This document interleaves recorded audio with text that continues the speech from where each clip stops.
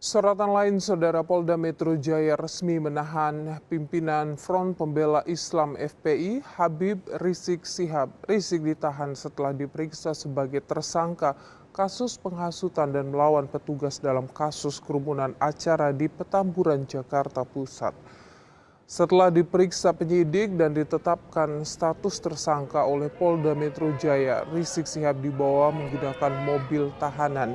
Rizik Syihab keluar dikawal petugas pada Minggu dini hari pukul 00.23 waktu Indonesia Barat dan mengenakan baju tahanan berwarna oranye. Sebelumnya, Saudara, Rizik Syihab mendatangi Polda Metro Jaya pada Sabtu pagi pukul 10:24 waktu Indonesia Barat menggunakan mobil berwarna putih bersama rombongan.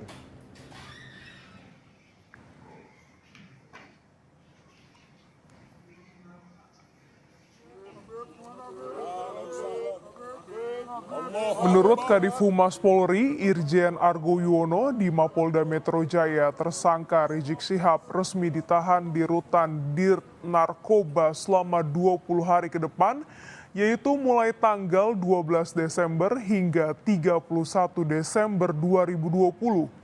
Alasan penahanan ada dua, yaitu objektif dan subjektif. Untuk objektif, ancaman di atas 5 tahun, subjektif agar tersangka tidak melarikan diri, kemudian tersangka tidak menghilangkan barang bukti, dan yang ketiga adalah tidak mengulangi perbuatannya.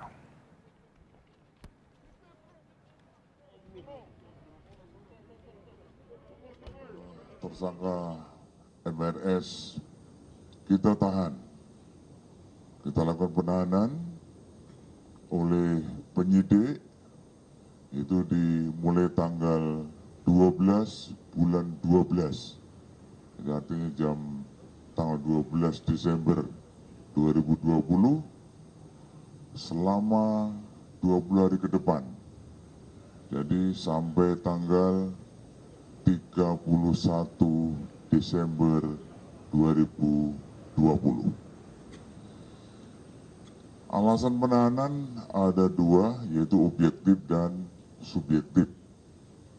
Untuk objektif, ya ancaman di atas 5 tahun. Kemudian yang subjektif, kenapa dilakukan penahanan? Yang pertama, agar tersangka tidak melarikan diri.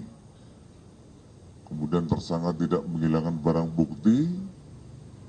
Dan yang ketiga adalah tidak mengulangi perbuatannya.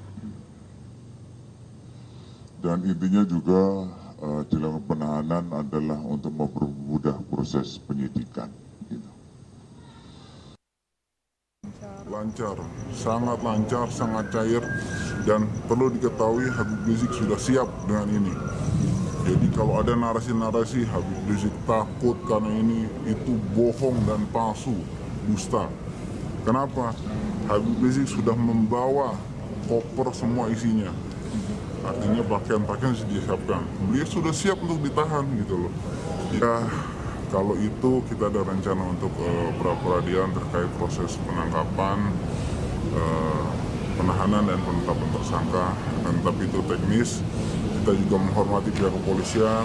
Tadi pihak Habib Rizik juga mengatakan berterima kasih lagi-lagi, kebesaran hati beliau luar biasa mendapat perlakuan seperti itu, tapi tetap bersyukur dan berterima kasih kepada pihak kepolisian atas perlakuan baiknya, dan kami salut dengan beliau.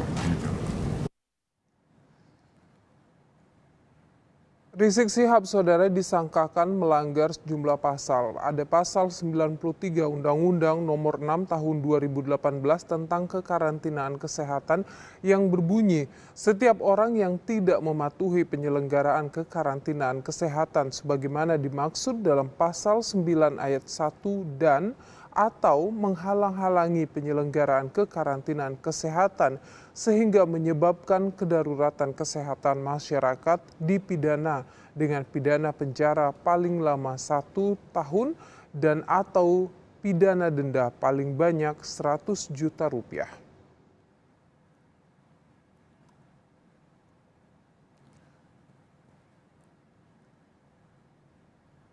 Khusus Rizik Syihab dikenakan pasal lain selain Undang-Undang Kekarantinaan Kesehatan, yakni pasal 160 KUHP yang berbunyi, barang siapa di muka umum dengan lisan atau tulisan menghasut supaya melakukan perbuatan pidana, melakukan kekerasan terhadap penguasa umum, atau tidak menuruti baik ketentuan undang-undang maupun perintah jabatan yang diberikan berdasar ketentuan undang-undang, diancam dengan pidana penjara paling lama 6 tahun atau pidana denda paling banyak Rp4.500.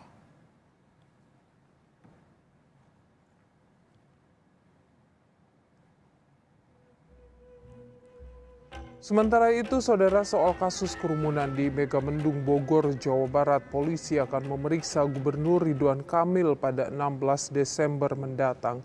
Ridwan Kamil akan memenuhi panggilan tersebut. Berdasarkan pemeriksaan sebelumnya, Ridwan Kamil menjelaskan soal aturan berkaitan dengan penerapan protokol kesehatan dan PSBB di Jawa Barat.